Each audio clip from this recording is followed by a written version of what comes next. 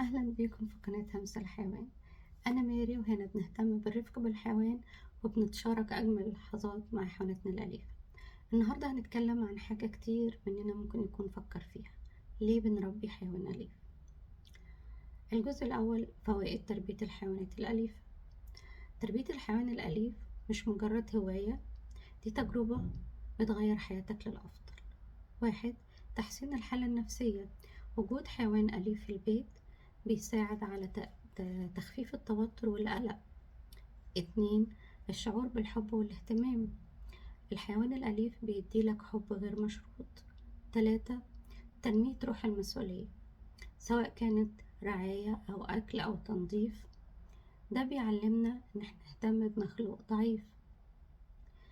الجزء التاني: نصايح لتربية الحيوانات الأليفة. لو قررت تربي حيوان أليف لازم تتأكد إنك تقدر توفر له الثلاث حاجات دي. أول حاجة: 1. أكل مناسب وصحي. 2. رعاية بطريقة دورية. 3. وقت كافي للعب والرعاية.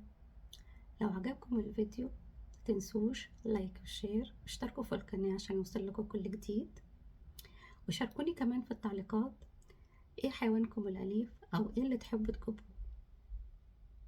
وباي باي.